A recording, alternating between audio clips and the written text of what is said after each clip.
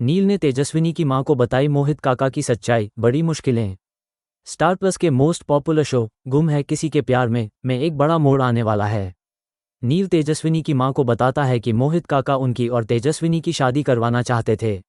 मरने से पहले उन्होंने नील से यह वादा लिया था कि वह तेजस्विनी से शादी करेगा। लेकिन ये सुनकर तेजस्विनी की मां नील की बातों पर विश्वास नहीं करती।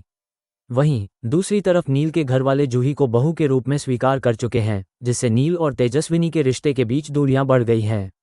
चाहकर भी नील अब तेजस्विनी से शादी नहीं कर सकता। इस बीच तेजस्विनी रथराज को चाहती है, लेकिन रथराज के घरवाले नील की शादी जूही से करवाने का फैसला कर चुके हैं। आगे की कहानी में तेजस्विनी की सौतेली मां और भी ज्यादा परेशान करने वाली है, खासकर तेजस्विनी और उसकी मां को। जब नील तेजस्विनी से बातें करने लगता है तो दोनों के घरवालों को ये बात खटकने लगती है। सभी हैरान होते हैं कि आखिर नील और तेजस्विनी पहले से एक दूसरे को कैसे जानते हैं। इसी वजह से नील जूही से शादी करने से इनकार कर देता है।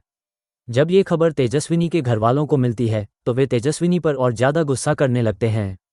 कहानी में नया मोड़ तब आता है जब तेजस्विनी, उसकी माँ और उसका भाई वेदांत एक मंदिर में पूजा करने जाते हैं।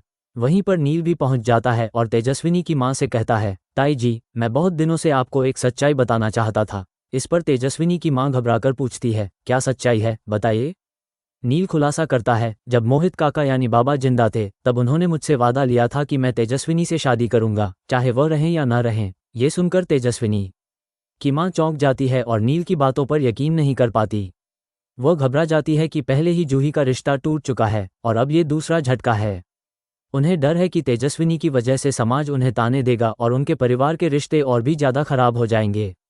अब सवाल यह उठता है कि क्या नील और तेजस्विनी की शादी हो जानी चाहिए या फिर नील को जूही से शादी करनी चाहिए।